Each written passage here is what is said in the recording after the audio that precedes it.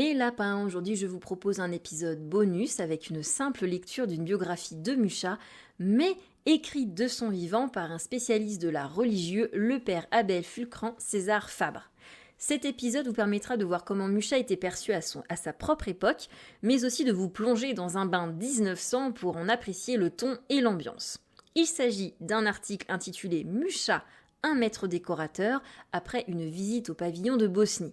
Publié dans la revue Le Mois littéraire et pittoresque, numéro du 17 mai 1900, en page 579 à 598. Bien évidemment, cette biographie ayant été écrite en 1900, elle est nécessairement incomplète et ne parlera pas de tout ce qu'il a réalisé après cette date. Les images que j'ai choisies seront celles du pavillon de Bosnie de l'exposition universelle de 1900 de Paris et des œuvres, en tout cas les œuvres présentées dedans sont donc de Mucha, et puis vous pourrez voir aussi l'importance de la documentation photographique dans le travail de Mucha. Je vous dis donc bon visionnage. Mucha, un maître décorateur après une visite au pavillon de Bosnie. Le long ruban qui s'étendait sur la rive gauche de la Seine, du pont des Invalides à celui de l'Alma, comprenant à la fois le quai d'Orsay et le port du Gros Caillou, s'appelle aujourd'hui la rue des Nations. Bordée de 2 rangées parallèles de pavillons étrangers au nombre de 22, les uns à l'ombre des ormes du quai, les autres plongeant leurs pilotis dans le fleuve, elle est assurément, par la suite de sa variété, l'un des coins les plus attirants de l'exposition universelle. On y voit les États-Unis, à 2 pas de la Grèce et de la Norvège, l'Italie côte à côte avec la Perse et la Turquie, les joyeuses constructions gothiques et les fantaisies orientales auprès de pompeux monuments Renaissance, rapprochement bizarre et voisinage inattendu de nature à contenter les amateurs d'impressions diverses. C'est là, au milieu de cet ensemble disparate, que s'élève le pavillon de Bosnie-Herzégovine entre le palais de l'Autriche et celui de la Hongrie, formant avec eux une même section. L'architecte, M. Panek, a donné à ce petit monument une forme agreste des plus attrayantes. Renonçant à ce que l'on est convenu d'appeler le style, il a, contrairement à beaucoup d'autres, sacrifié au pittoresque les recherches d'une érudition plus apparente que réelle. Sa construction est très simple et point prétentieuse, ce qui est déjà bien. Elle n'est ni une leçon d'archéologie, comme le palais gothico-vénitien de l'Italie et le pseudo-panthéon des États-Unis, ni une copie transplantée, comme l'hôtel de ville de la Belgique et le Kingston House de la Grande-Bretagne, mais une œuvre personnelle à la physionomie turque. Avec sa tour ardoisée, ses toits rouges, ses moucharabiers saillants et ses galeries à arcades se détachant sur des murs incrustés où le bleu domine, cette villa exotique charme vraiment par sa couleur. Ce qui ne satisfait pas l'art officiel, avec ses glorieuses défroques tirées de l'arsenal classique et ses formules vieillies aujourd'hui vides de sens, pourront venir ici apaiser leur humeur chagrine. Si les colonnades solennelles laissaient froid et si les Pégases ailés ne leur disent rien, qu'ils entrent. Le salon d'honneur de la maison bosniaque leur ménage une surprise agréable, une page décorative écrite par Mucha. J'ai déjà dit comment le jeune étranger avait conquis à coups d'affiche la capitale de l'art moderne. Gismonda, Amand, la Dame aux Camélias, Lorenzaccio, la Samaritaine, Médée, Hamlet et 20 autres lui ont fait en ce genre une réputation universelle. Beaucoup ne le connaissent même que par ses estampes infiniment douces à l'œil où se profilent en des poses alanguies de mystiques princesses lointaines, incarnations toujours nouvelles de la grande tragédienne Sarah Bernhardt. Ce n'est pourtant là qu'une partie secondaire de son œuvre et une manifestation nouvelle de son talent. L'œuvre de Mucha forme aujourd'hui un véritable musée où sont noyées une trentaine d'affiches. Celles-ci ont été le point de départ d'une évolution dont la décoration du palais de Bosnie paraît être l'aboutissant. C'est à ce titre qu'il convient de la signaler. Il ne sera sans doute pas sans intérêt de saisir à son début cette âme d'artiste, de la suivre dans ses développements successifs et d'étudier la préparation lente qui a précédé son épanouissement dernier en essayant auparavant une biographie détaillée et exacte. Ce sera une double nouveauté. Alphonse-Marie Mucha appartient à la nation tchèque. Il est né en Autriche, d'une famille catholique, le 24 juillet 1860 à Ivančík en Moravie. Il n'est donc pas hongrois comme on l'a si souvent écrit, soit par méprise, soit par calcul. Une Valkyrie bienfaisante a veillé sur son berceau, lui mettant au cœur la flamme de l'art et une insouciance faite de rêverie et de confiance en son étoile. On va voir par les anecdotes suivantes que le futur affichiste parisien est véritablement né un crayon à la main. C'est à l'âge de 5 ans qu'eut lieu le premier réveil de sa vocation artistique. Le petit Mucha, alors très espiègle, avait fait ce jour-là tant et tant de tapage que sa mère, pour le punir, l'avait mis à genoux dans une chambre attenante à la salle à manger et chauffée par un poêle. Les heures se passent, le soir arrive, et l'on pense enfin à délivrer le prisonnier. La maman ouvre la porte avec précaution, et quelle n'est pas sa surprise de voir son petit Alphonse, une escabille à la main, en train de décorer le mur. Celui-ci était littéralement couvert de bonhommes, soldats, chevaux, jusqu'à la hauteur d'1 mètre. Faute de chaise, Mucha n'avait pas pu aller plus haut. C'était son premier essai de peinture murale. À 8 ans, Alphonse avait déjà un superbe album qu'il crayonnait avec rage. Chaque dimanche, l'album était déposé sur les maigres genoux de grand-mère. Mucha lui montrait en lui expliquant longuement les croquis de la semaine, et Mali, qui raffolait de son petit-fils, lui donnait en échange des dragées. Les jours de fête, et quand le petit Alphonse avait été très sage, la vieille Mali avait en réserve une grande récompense, plus désirée encore que les délicieux bonbons, la plus grande que rêva alors le petit bonhomme. On apportait sur la table un vieux et gros livre héritage des ancêtres, illustré de grandes gravures. La première représentait Van Dyck visitant l'atelier de Rubens. Et c'était merveille de voir près des joues ridées de l'aïeul ce joli visage de chérubin à boucles d'or, les yeux arrondis par l'extase, muet de surprise et d'étonnement. L'échange de dragées et de dessins dura longtemps. Un dimanche, au sortir des vêpres, Alphonse s'aperçut que son album avait disparu. Ce fut une désolation telle que ni les bonbons de grand-maman, ni les caresses des 2 petites sœurs ne purent le consoler. Seul le livre aux vieilles gravures lui apporta une joie capable de faire contrepoids à sa douleur. Mali lui en fit alors cadeau. En 1870, Mucha quitte sa famille et part pour Brünn, capitale de la Moravie. Nous l'y voyons enfant de chœur à l'église métropolitaine. Sa mère aurait voulu qu'il entrât au séminaire et devint prêtre, mais notre artiste en herbe ne rêvait déjà plus que de dessin et répondait peinture quand on lui parlait dévotion. Son père, qui se rendait compte de cet état d'esprit, lui dit un jour devant les ruines fumantes d'une grange brûlée « Ces décombres deviendront plutôt Rome que toi curé ». Il fallait pourtant se décider. Le père et la mère amenèrent Alphonse devant un chanoine de la cathédrale. « Veux-tu être prêtre » lui demanda celui-ci. « Oui, je veux être peintre », répondit l'enfant distrait. On n'en parla plus. À 16 ans, Mucha entre au collège de Brünn et se montre sans rival au cours de dessin. Plusieurs de ses condisciples le prennent en secret pour maître. Il est entendu qu'Alphonse achèvera en cachette leurs dessins et qu'ils lui fourniront en échange des butchis, donc ce sont des gâteaux, un peu d'argent aussi et surtout du tabac. L'enragé fumeur qui est aujourd'hui Mucha commença à naître. C'est alors qu'il fit connaissance du vieux peintre Zeleny. Celui-ci l'encourage, l'aide de ses conseils et le pousse dans la voie de l'art.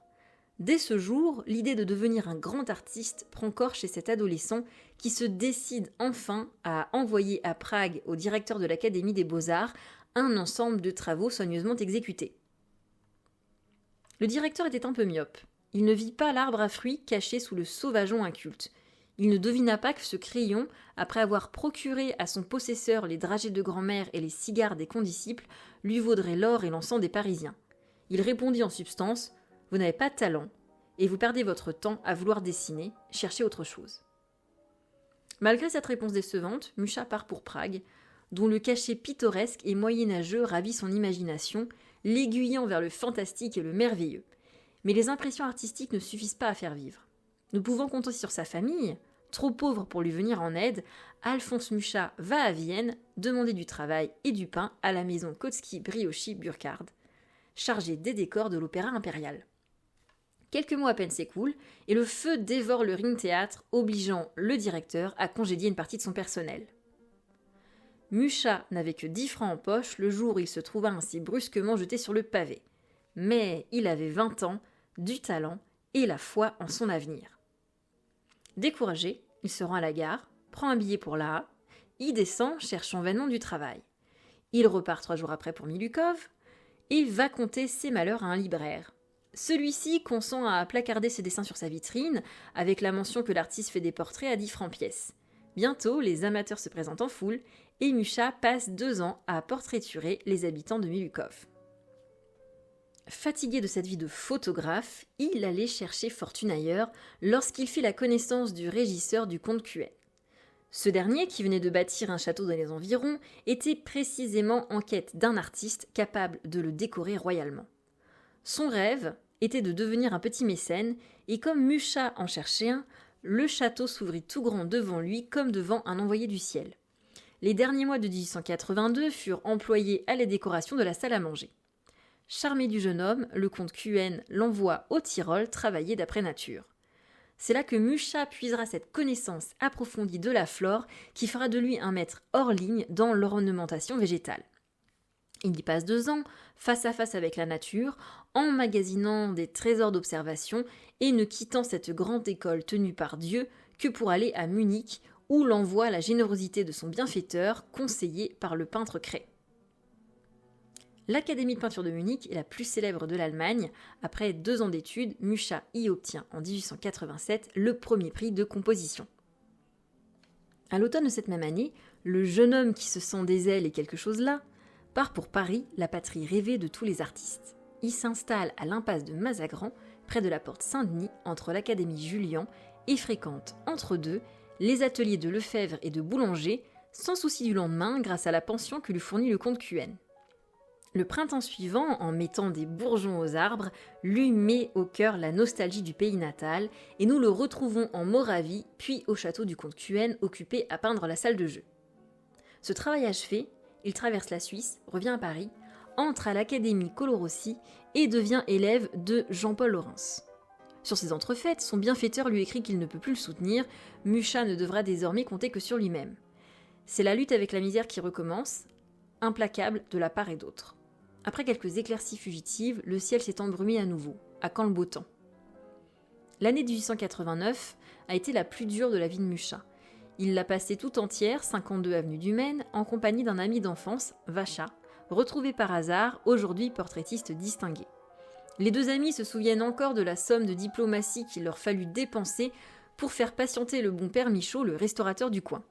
Celui-ci, las d'attendre un argent qui ne venait jamais, monte un jour chez Mucha et lui présente pour la dernière fois la note à payer. « Donne-moi 8 jours encore », implore l'artiste. Michaud descendu, Mucha se campe devant une toile aux proportions gigantesques et commence une décoration de plafond comprenant une centaine de personnages. On verra alors de quoi il est capable. Pendant que notre artiste brosse avec rage, une lettre arrive. C'est la vie populaire qui demande un dessin. Les commandes se succèdent, Mucha devient alors illustrateur et parvient à payer les notes du père Michaud. L'illustration est le gagne-pain quotidien des pauvres artistes. Elle est infiniment plus lucrative que les décorations de plafond pour des châteaux en Espagne. Mucha, qui s'en est aperçu, va frapper à la porte de la maison Collin. Celle-ci lui donne à illustrer, en collaboration avec Ruti, les mémoires d'un éléphant blanc. Et alors, c'est toute une série de romans qui vient. Les contes de grand-mère de Xavier Marmier, Singoalla, Les chasseurs d'épaves, Les lunettes bleues de Macbert, Jamais content de Gérard de Montméril, La vallée des colibris, Les adamites du poète tchèque Vrichliki, Les poésies du foyer d'Eugène Manuel, etc. Les grands journaux et les revues illustrées ont aussi recours à son crayon. Mucha en déploie toute la richesse et la fécondité.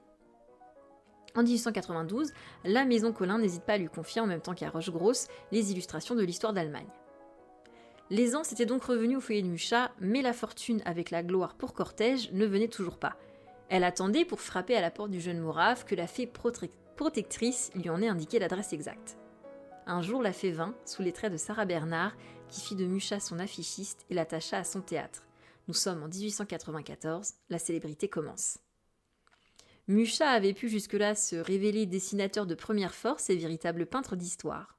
Ses merveilleuses illustrations et ses restitutions historiques étaient passées inaperçues. Désormais, ses affiches vont claironner son nom à toute l'Europe.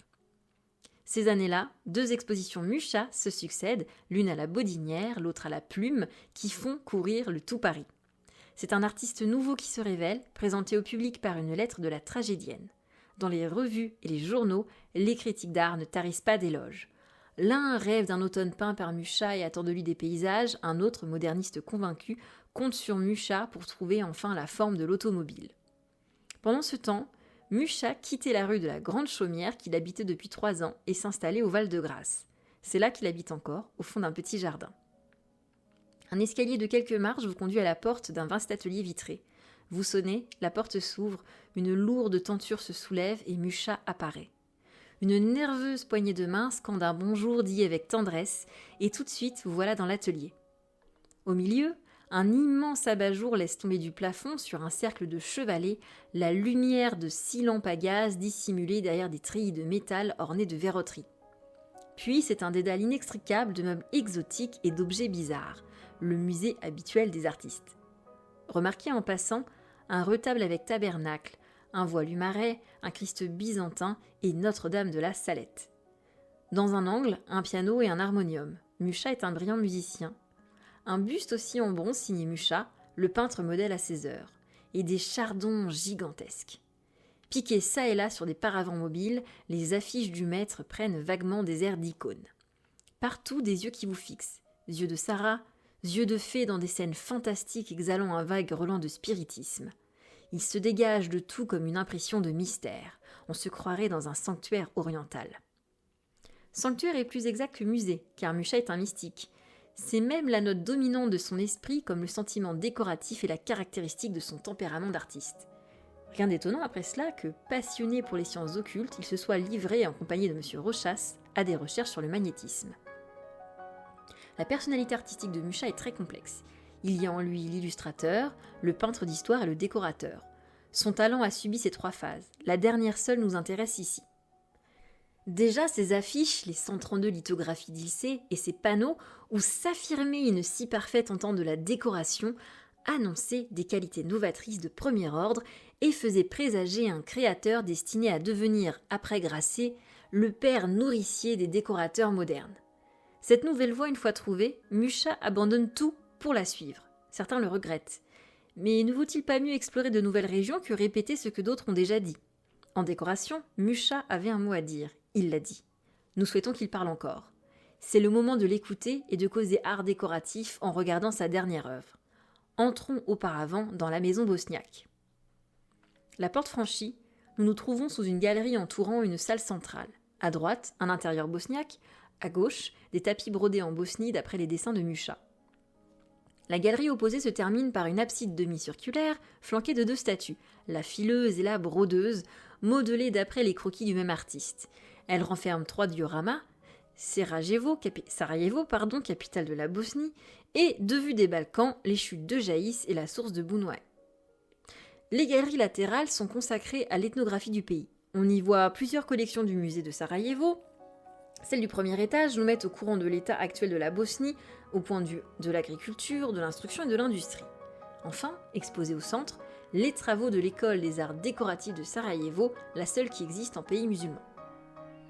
Tout cet ensemble, œuvre de M. Moser, commissaire général de Bosnie-Herzégovine, permettra de constater les progrès accomplis par la Bosnie depuis que le traité de Berlin l'a soustraite à la Turquie pour la soumettre à l'Autriche.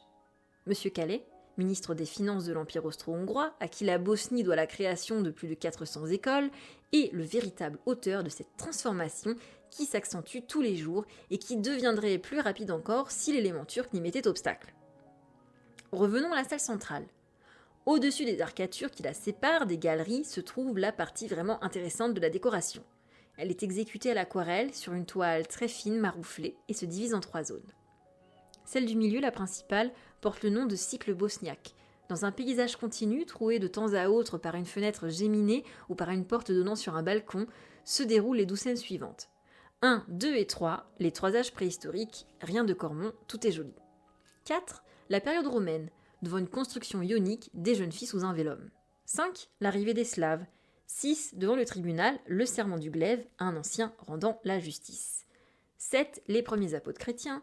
8, une vengeance des Bogomiles, hérétiques du XIIe siècle. 9, couronnement d'un roi de Bosnie. 10, 11 et 12, les 3 religions du pays figurées par 3 groupes, des architectes de mosquées, la bénédiction de l'eau chez les orthodoxes et la confirmation catholique. Entre cette dernière scène et l'âge de pierre, séparés des deux par un groupe ethnographique, se déroule une vaste composition symbolique, la Bosnie offrant ses produits à l'exposition. Au-dessous du cycle bosniaque court une frise végétale. Enfin, au-dessus, dans une gamme uniformément bleue, couleur de rêve, une série de scènes fantastiques, fleurs de légendes bosniaques. La Bosnie est un pays encore jeune. La légende vit toujours dans ces montagnes sauvages où la vie moderne n'a pas encore coupé les ailes de cette fille de l'imagination populaire. Pour tout bosniaque, il existe des forêts mystérieuses habitées par les villas. Les villas sont des vierges au corps éthéré comme un rayon de soleil et aux longs cheveux d'or. Elles naissent de la rosée tombant sur les feuilles des arbres.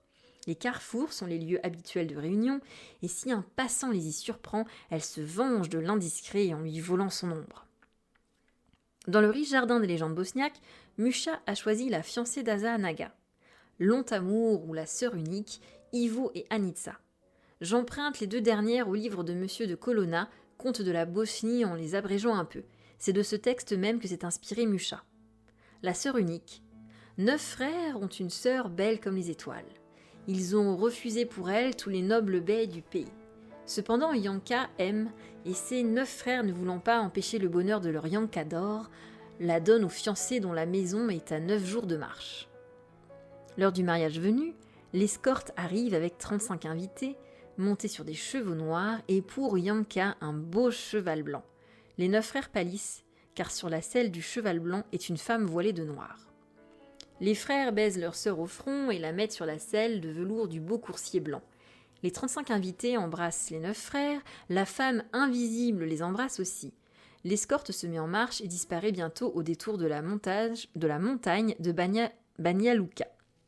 Longtemps, les 9 frères suivent des yeux remplis de larmes le voile d'or de Yanka, et quand ils ne la voient plus, ils rentrent silencieux dans la maison solitaire.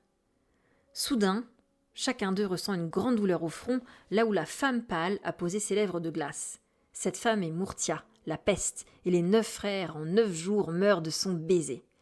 La mère les ensevelit seule de ses mains tremblantes de vieille Mara. Puis elle s'assied entre les 9 tombes et pleure tant qu'elle devient aveugle. Yanka, dans la maison blanche de son bey, est bien heureuse, mais elle pense à ses frères, et son bonheur est moins grand.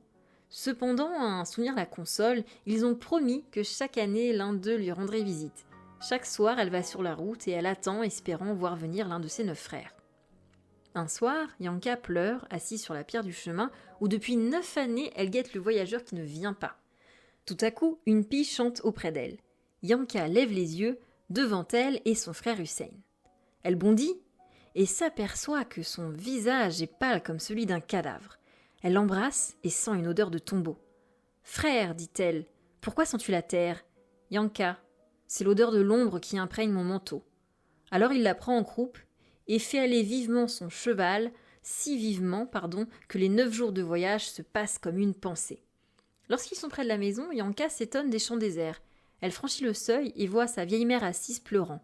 Elle accourt et la baise au front. « Ah, s'écrie l'infortunée maudite Murtia, te voilà enfin. Pourquoi as-tu pris mes 9 fils ? Ma mère dort, ce n'est pas la peste qui te baise au front, c'est ta fille unique que son frère est venu chercher chez son seigneur. » La mère tâte les longs cheveux de sa fille.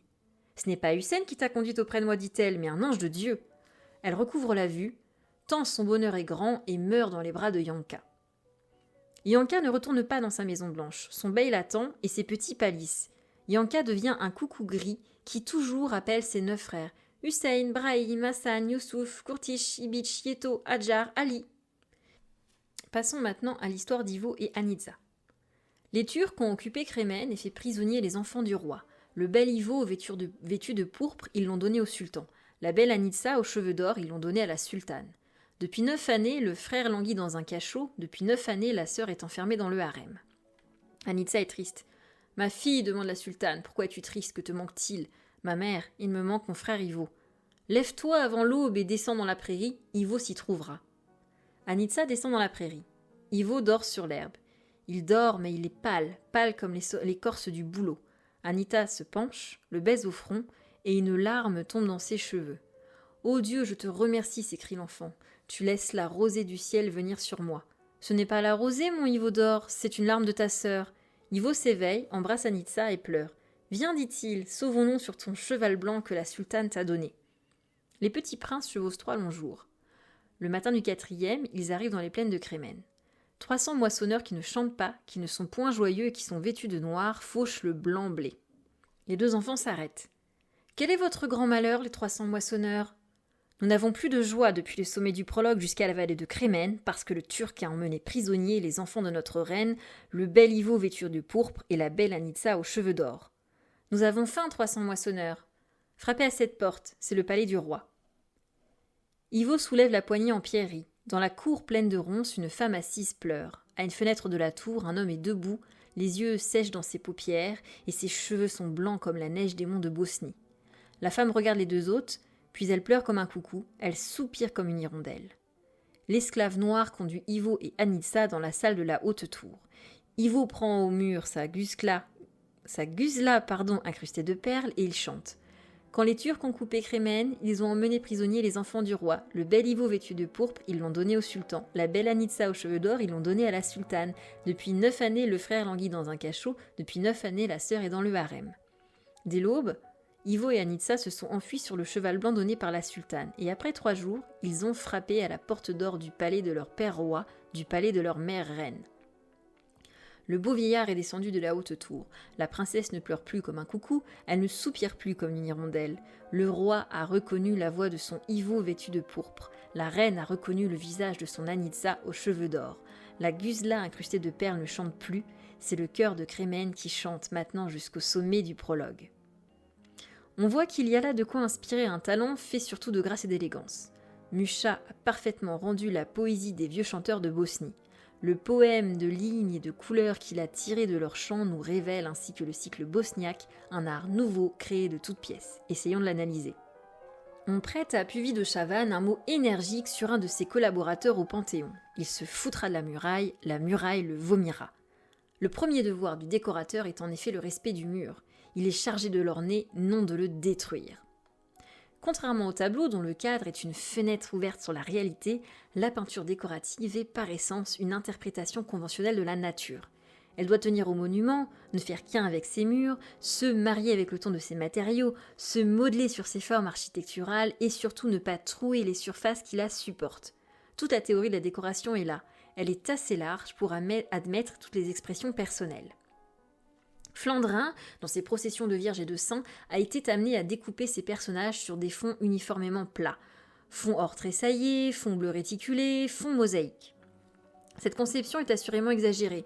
Il faudrait la taxer d'intransigeante si elle s'affirmait comme l'unique et nécessaire mode décoratif. Nos modernes ont pensé qu'il ne fallait pas appauvrir ainsi la peinture murale, que celle-ci pouvait faire évoluer ses personnages dans des paysages et que les lointains par conséquence lui étaient permis comme à la peinture de chevalet. Mais alors, tout dépend de la facture et de l'exécution. Les lointains sont permis à la peinture décorative à condition d'être traités d'une façon plate. La perspective doit être purement linéaire et nullement optique. Que cette conception s'allie parfaitement avec la sauvegarde du mur, Puvis de Chavannes l'a victorieusement démontré avec sa vie de Sainte Geneviève, d'une tonalité si douce, effacée comme une vieille tapisserie des Gobelins et où les plans se superposent, s'étagent au lieu de s'enfuir.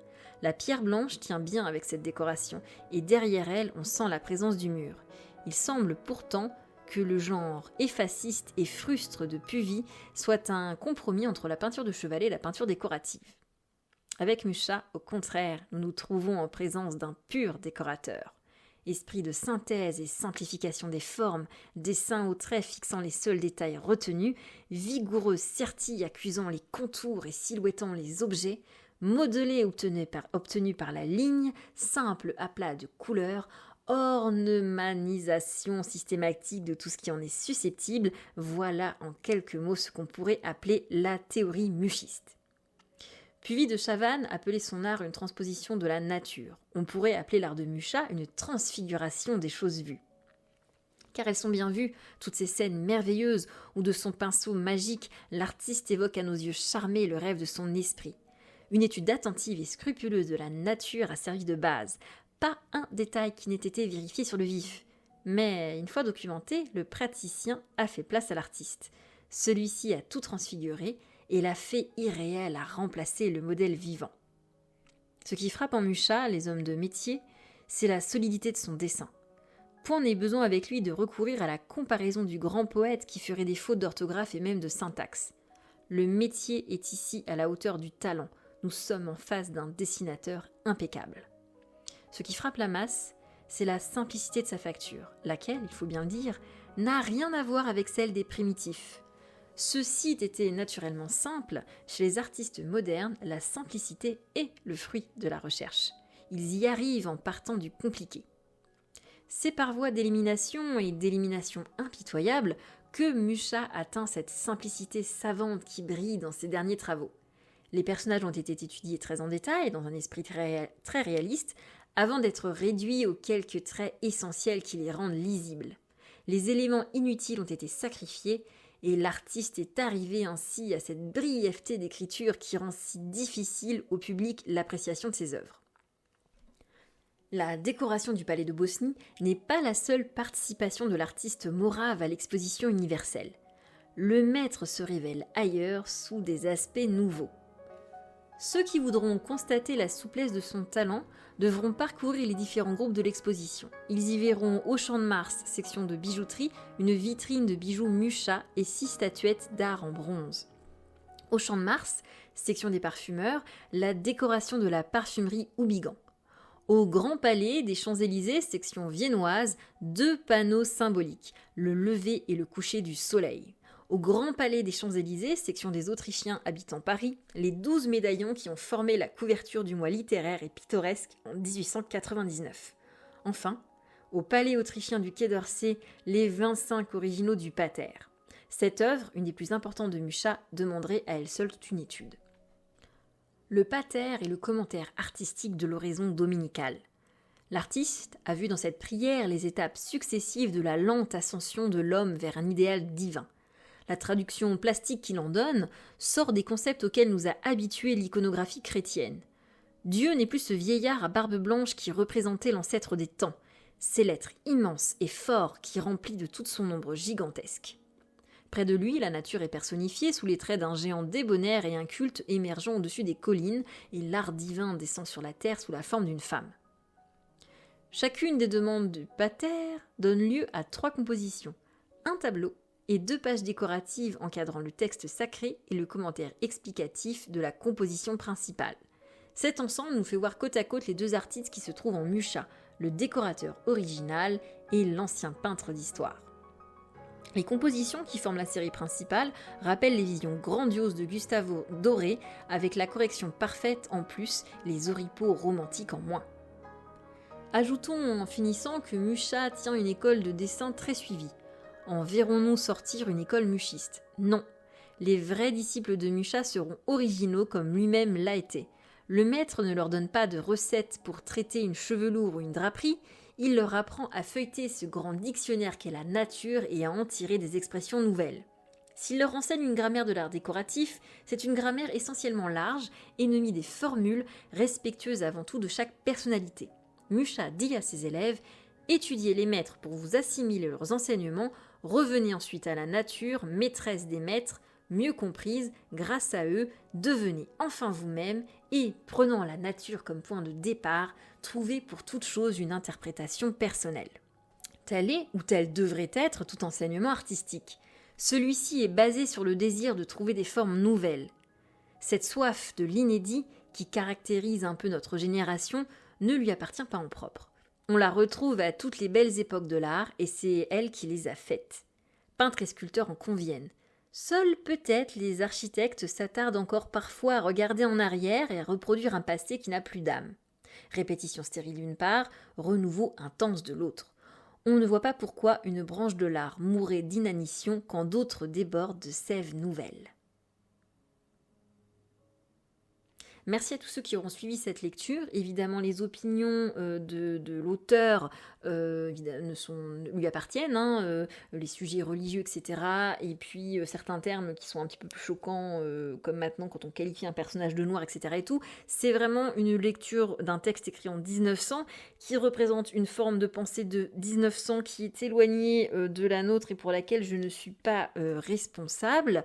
En tout cas, j'espère que ça vous aura plu de prendre ce bain un petit peu d'ambiance d'époque. Dans le prochain épisode, on verra ensemble comment la carrière de Musha parvint enfin à décoller avec la grande mécène qu'il a eue, la tragédienne Sarah Bernard. Merci à tous ceux qui ont suivi cet épisode, merci à ceux qui commentent, qui partagent, etc. et tout. Merci de m'aider à faire vivre ma chaîne et à garder ma motivation pour continuer ma saga sur Musha.